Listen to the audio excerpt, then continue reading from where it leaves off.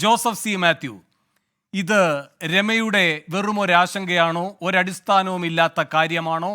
100% പൊളിയെന്ന് തിരുവഞ്ചൂർ പറയുന്നത്രയും നാം ഇപ്പോൾ തന്നെ തള്ളിക്കളയേണ്ടതാണോ?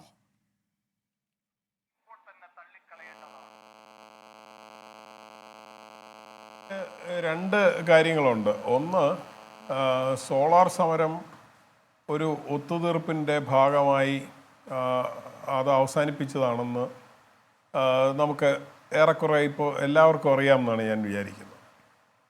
ഇത് പലര് പറഞ്ഞു കഴിഞ്ഞിട്ടുണ്ട്. ഇപ്പോൾ ശ്രീ ജോൺ മുണ്ടക്കയും അല്ല ആദ്യമായിട്ടിത് പറയുന്നത്. നമുക്കറിയാം, സി ദിവാകരനെ പോലുള്ളവർ നേരത്തെ പറഞ്ഞിട്ടുണ്ട്, ഒരുപാട് പേര് പറഞ്ഞിട്ടുണ്ട്. എന്ന് മാത്രമല്ല, ആ സമരം ആരംഭിച്ച രീതി, ആ സമരത്തിൻ്റെ പ്രഖ്യാപനം, അത് അവസാനിപ്പിച്ച സമയം, അതിൻ്റെ രീതി, അതെല്ലാം വെച്ചിട്ട് നമുക്കത് മനസ്സിലാക്കാവുന്ന കാര്യമാണ്. അപ്പോൾ നമ്മൾ ആലോചിക്കേണ്ട കാര്യം, വളരെ വളരെ ചിന്തിച്ച് ആലോചിച്ച് ആളെ കൂട്ടി സെക്രട്ടേറിയറ്റ് വളയാൻ ഉള്ള ഒരു സമരമുറയിലേക്ക് LDF പോകുന്നു. CPM അല്ല, LDF പോകുന്നു. അത് ഓരോ ഘടകകക്ഷികളും അതിനെക്കുറിച്ച് ആലോചിക്കുകയും അതിലെത്ര പേരെ അവർക്ക് അവിടെ എത്തിക്കാൻ കഴിയുമെന്നുള്ള കാര്യത്തിൽ തീരുമാനമെടുക്കുകയും അത് ചർച്ച ചെയ്യുകയും എല്ലാം ചെയ്തതാണ്. അപ്പോൾ അങ്ങനെ ചർച്ച ചെയ്ത് ആദ്യത്തെ ദിവസം സെക്രട്ടേറിയറ്റ് വളയുന്നു. വലിയ ജനപങ്കാളിത്തം ഉണ്ടായി എന്ന് നമുക്കറിയാം. പക്ഷേ ആ ഉള്ള പങ്കാളിത്തം പോരാ എന്നുള്ളൊരു ചർച്ചയാണ് ഔദ്യോഗികമായി ഉണ്ടായതെന്നും കീഴ്ഘടകങ്ങൾക്ക് കൂടുതൽ ആളെ എത്തിക്കാനായി നിർദ്ദേശം പോയി എന്നുള്ള കാര്യവും നമുക്കറിയാവുന്ന കാര്യമാണ്. അതാത് സ്ഥലത്തെ പാർട്ടി പ്രവർത്തകരെ എങ്ങനെയാണ് യാത്ര അയച്ചത്, ഇതൊക്കെ നമുക്കറിയാവുന്നതാണ്. പക്ഷേ ഇവിടെ സമരം ഉദ്ഘാടനം ചെയ്ത പാർട്ടിയുടെ ജനറൽ സെക്രട്ടറിമാർ തിരിച്ച് ഡൽഹിയിലെത്തുന്നതിന് മുമ്പ് ഈ സമരം പിൻവലിക്കുകയാണ് ഉണ്ടായത്. അപ്പോൾ അവരിവിടെ പ്രഖ്യാപിച്ചത് ഒരു കാരണവശാലും മുഖ്യമന്ത്രി രാജിവെക്കാതെ ഈ സമരത്തിൽ നിന്ന് പിന്നോട്ട് പോകില്ല എന്നായിരുന്നു.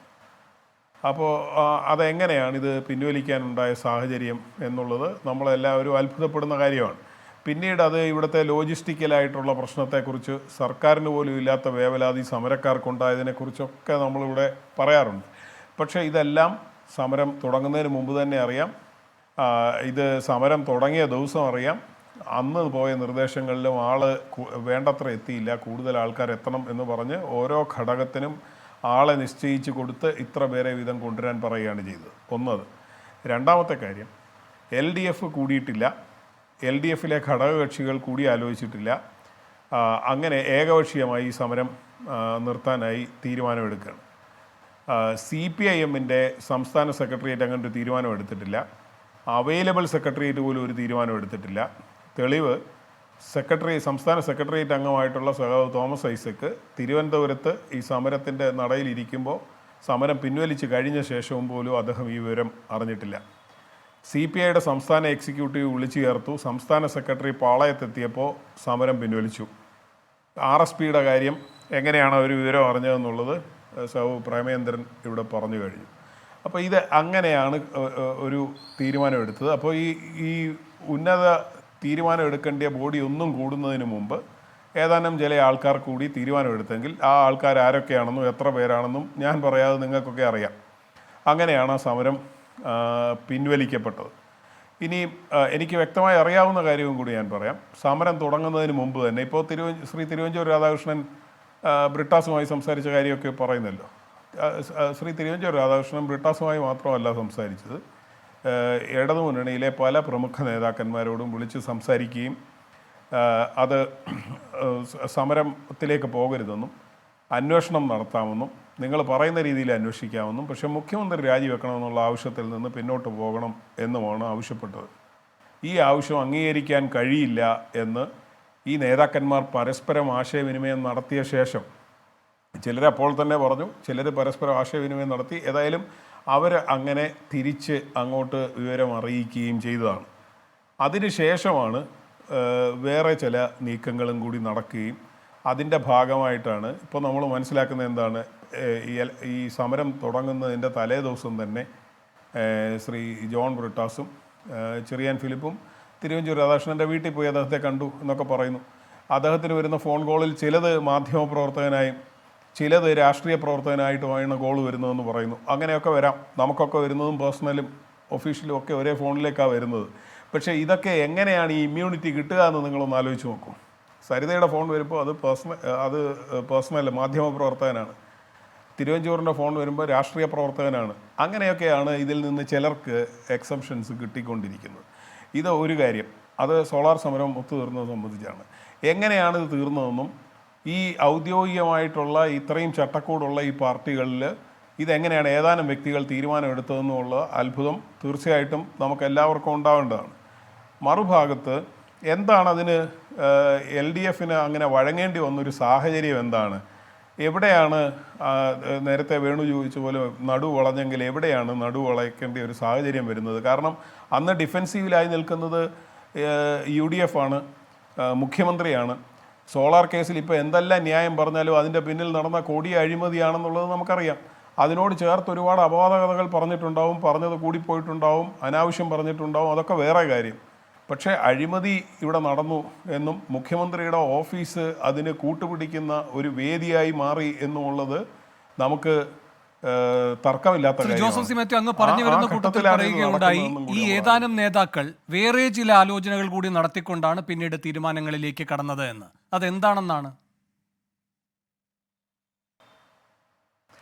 അതാണ് ഞാൻ പറയുന്നത്. എന്താണെന്നുള്ളത് ഞാൻ ഇതുവരെ സംസാരിച്ചത് മുഴുവൻ വസ്തുതകളുടെ ബലത്തിലാണ്. എൻ്റെ ഒരു അനുമാനം ഇപ്പോൾ ഞാനിവിടെ പറയുന്നില്ല. രണ്ടാമത്തെ കാര്യം, നിങ്ങൾ ചോദിച്ച ഒരു വിഷയവും കൂടെ പറയട്ടെ. TP ചന്ദ്രശേഖരൻ്റെ കേസിനെ സംബന്ധിച്ച് ശ്രീ തിരുവഞ്ചൂർ രാധാകൃഷ്ണൻ പറയുന്നത് പോലെ അല്ല. TP ചന്ദ്രശേഖരൻ കേസിൽ എല്ലാ പ്രതികളും ശിക്ഷിക്കപ്പെട്ടിട്ടില്ല. TP ചന്ദ്രശേഖരൻ കേസിൻ്റെ അന്വേഷണം ആദ്യഘട്ടത്തിൽ ഇവർ ഒരു പോലീസ് ഉദ്യോഗസ്ഥനെ അയച്ച് വാഴപ്പടക്കി റഫീഖ് എന്നുള്ള തിരക്കഥയിലേക്ക് പോകാൻ UDFും കൂട്ടുനിന്നതാണ്. നമുക്കറിയാം, ഉദ്യോഗസ്ഥൻ്റെ പേര് ഞാനിപ്പോൾ പറയുന്നില്ല. അതിനുശേഷം ഇവിടുത്തെ രാഷ്ട്രീയ പശ്ചാത്തലം കണ്ട് VS എടുത്ത ഒരു നിലപാട് കണ്ട് പല കാരണങ്ങളാൽ രാഷ്ട്രീയമായിട്ടും ഇനി പോട്ടെ, നീതിബോധത്തിൻ്റെ അടിസ്ഥാനത്തിലാണെങ്കിൽ അതും അവർക്ക് കൊടുക്കാൻ തയ്യാറാണ്. രാഷ്ട്രീയമായിട്ടാണ് എന്നുള്ളത് എൻ്റെ ആരോപണമായി നിൽക്കട്ടെ. അവരേതായാലും നിലപാട് മാറ്റുകയും അന്വേഷണം ശക്തമായ ഒരു ടീമിനെ ഏൽപ്പിക്കുകയും അന്വേഷണം നടത്താൻ തീരുമാനിക്കുകയും ചെയ്യുന്നു. വാടക കൊലയാളികളൊക്കെ പിടിക്കപ്പെടുന്നു. പക്ഷേ ഒരു ഘട്ടം കഴിഞ്ഞപ്പോൾ അനൂപ് കുരുവിള ജോണിനെ ഇവിടെ നിന്ന് ട്രാൻസ്ഫർ ചെയ്യുന്ന ഘട്ടം മുതൽ ഈ കേസ് അന്വേഷണം അട്ടിമറിക്കപ്പെട്ടു. അതിനുശേഷം ഒരു അന്വേഷണവും നടന്നിട്ടില്ല. കോടതിയിൽ തുടരന്വേഷണം നടത്തും എന്ന് 173(8) പ്രകാരം തുടരന്വേഷണം നടത്തും എന്ന് പറഞ്ഞുകൊണ്ടാണ് ചാർജ് ഷീറ്റ് സബ്മിറ്റ് ചെയ്തത്. തുടരന്വേഷണം നടത്തിയില്ല. അതിനുള്ള സ്പെഷ്യൽ ഇൻവെസ്റ്റിഗേഷൻ ടീമിനെ പിരിച്ചുവിട്ടു. പല സ്ഥലത്ത് പിരിച്ചുവിട്ടെന്ന് പറഞ്ഞാൽ ഔദ്യോഗികമായി പിരിച്ചുവിട്ടെന്നല്ല, അവരെയൊക്കെ വേറെ ചുമതലകളേറ്റ് അവിടുന്ന് വിട്ടു. അതിനുശേഷം ഒരു അന്വേഷണവും നടന്നിട്ടില്ല. അതുകൊണ്ട് എല്ലാ പ്രതികളും ശിക്ഷിക്കപ്പെട്ടു എന്നുള്ളത് യഥാർത്ഥത്തിൽ ഇപ്പോൾ CPM പറയുന്ന അതേപോലത്തെ ഒരു വാദം പറയുകയാണ്. TP ചന്ദ്രശേഖരൻ കേസിൻ്റെ അന്വേഷണം പാതി വഴിയിൽ ഉപേക്ഷിക്കുകയും അത് അട്ടിമറിക്കപ്പെടുകയും ചെയ്തു എന്നുള്ളതാണ് വസ്തുത. അതുകൊണ്ട് അതിന് വിരുദ്ധമായി പറയുന്നത് വസ്തുതാപരമായി ശരിയല്ല.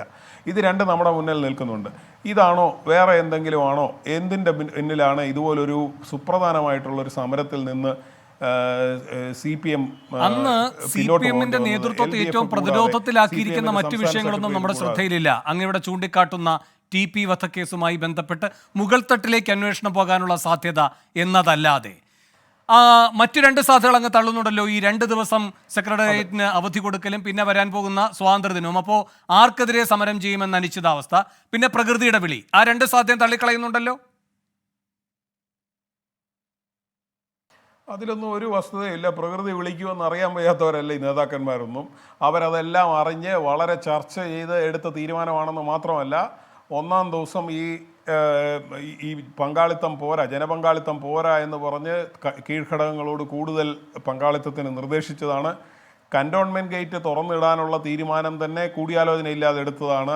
അതിന് മുന്നിൽ നിന്ന നേതാവിനെതിരെ വിമർശനം ഉണ്ടായിരുന്നു. അങ്ങനെ വന്ന സാഹചര്യത്തിൽ ആ കൻ്റോൺമെൻറ്റ് ഗേറ്റ് തടഞ്ഞുകൊണ്ട് ആദ്യം പ്രതിപക്ഷ നേതാവും 1000 പ്രവർത്തകരും, പിന്നീട് CPIയുടെ നേതാവ് C ദിവാകരനും 1000 പ്രവർത്തകരും, അങ്ങനെ ഒരു ജയിൽ നിറക്കൽ സമരത്തിലേക്ക് ഇത് പോകുന്നതിനെക്കുറിച്ച് ആലോചനയുണ്ടായിരുന്നു. അങ്ങനെ സമരം ശക്തിപ്പെടുത്തുകയും പല രീതിയിൽ കൂടുതൽ ജനപങ്കാളിത്തം ഉണ്ടാക്കുകയൊക്കെ ചെയ്യുന്നതിനെക്കുറിച്ച് ചർച്ച നടക്കുന്നതിനിടയിലാണ് ഇത് സംഭവിച്ചത്. ഇനി മറിച്ചൊരാലോചന ഉണ്ടെന്ന് വിചാരിക്കുക വേണു. എന്തുകൊണ്ടാണ് ഇവരെല്ലാവരും തിരുവനന്തപുരത്തുണ്ടല്ലോ? എന്തുകൊണ്ടാണ് ഒന്നിച്ചിരിക്കാൻ പരസ്പരം എന്ന് വെച്ചാൽ അങ്ങ് ആശയവിനിമയം വീണ്ടും നടത്തി ആവർത്തിക്കുന്നത് തീരുമാനമെടുക്കാൻ സി കഴിയാതിരിക്കുന്നത്? പി എമ്മിന് മാത്രമായി മെച്ചം കിട്ടുന്ന ഒരു ആവശ്യം ഒരു ഉപാധിയായി വെച്ചുകൊണ്ട് തിരശ്ശീലയ്ക്ക് പിന്നിൽ അത്തരം ഒരു നീക്കുപോക്കുണ്ടായി എന്നാണോ? സി പി എം എന്ന് ഞാൻ പറയില്ല. സി പി എം എന്ന് പറയുന്ന 1-2 വ്യക്തികളാണെന്ന് ഞാൻ വിചാരിക്കുന്നില്ല. സി പി എം അറിഞ്ഞിട്ടില്ല. സി പി എം എന്ന് പറയുന്നത് സി പി എമ്മിൻ്റെ ഉന്നത ഡിസിഷൻ എടുക്കുന്ന ഘടകമാണ്. സി പി എമ്മിന്റെ സംസ്ഥാന കമ്മിറ്റി അറിഞ്ഞിട്ടില്ല, സംസ്ഥാന സെക്രട്ടേറിയറ്റ് അറിഞ്ഞിട്ടില്ല. ശരിയാണ്, ഇതൊക്കെ അങ്ങ് വിശദീകരിക്കുകയും ചെയ്തു. ഏറ്റവും ചുരുക്കി പറഞ്ഞാൽ 2 കാര്യങ്ങൾ വ്യക്തമാണ്. ഒന്ന്, സി പി എമ്മിലെ ഏതാനും നേതാക്കന്മാർ മാത്രം ഇരുന്ന് ഇങ്ങനെ ഒരു തീരുമാനം എടുക്കുന്നു. അത് പാർട്ടി എന്ന നിലയിൽ പൂർണ്ണമായും ചർച്ച ചെയ്തിട്ടില്ല, മുന്നണി എന്ന നിലയിലും ചർച്ച ചെയ്തിട്ടില്ല. രണ്ടാമത്തെ കാര്യം, TP വധവുമായി ബന്ധപ്പെട്ടതല്ലാതെ ഇങ്ങനെ ഈ പറയുന്ന ഏതാനും സി പി എമ്മിലെ പ്രധാനപ്പെട്ട നേതാക്കന്മാർ അവർ പ്രതിരോധത്തിലാകുന്ന മറ്റൊരു വിഷയവും നമ്മുടെ മുന്നിലില്ല. അത്രയും ശരി തന്നെയല്ലേ? അത്രയും ശരിയാണ് വേണു. അങ്ങനെയെങ്കിൽ ഈ തിരുവഞ്ചൂർ രമയെ ഇങ്ങനെ വഞ്ചിക്കുകയാണോ ചെയ്യുന്നത് ഈ വിഷയത്തിൽ? തിരുവഞ്ചൂരല്ലല്ലോ, UDF എന്ന് തന്നെ നിങ്ങൾ പറയൂ. എന്തിനാണ് ഒരു വ്യക്തിയുടെ പേര് പറയുന്നത്? അല്ല, തിരുവഞ്ചൂറാണല്ലോ അതിന്റെ സാക്ഷ്യം പറയുന്നത്. രമയെ വഞ്ചിക്കുന്നതല്ലോ. അല്ല, അത് അദ്ദേഹം പറയുന്നത് വസ്തുതാപരമായി ശരിയാണെന്ന് എനിക്ക് തോന്നുന്നില്ല. എന്ന് മാത്രമല്ല, ഞാൻ പറയുന്നത് ഇത് രമയെ വഞ്ചിക്കൽ മാത്രമല്ലല്ലോ. രമ ഒരു TP ചന്ദ്രശേഖരൻ്റെ ഭാര്യ എന്നുള്ളത് ശരിയാണ്. രമയെ മാത്രമല്ലല്ലോ, നമ്മൾ കേരളത്തിലെ ജനങ്ങൾക്കെല്ലാം അതിലൊരു വേവലാതി ഉണ്ടല്ലോ. നമ്മുടെയൊക്കെ സുഹൃത്തല്ലേ.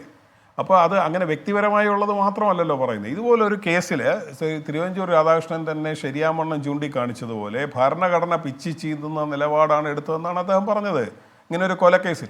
അപ്പോൾ ഇങ്ങനെ കൊലക്കേസിൽ കൊടുക്കൽ വാങ്ങലുകളും രാജിയാകലും ഒരുപാട് നടക്കാറുണ്ട്.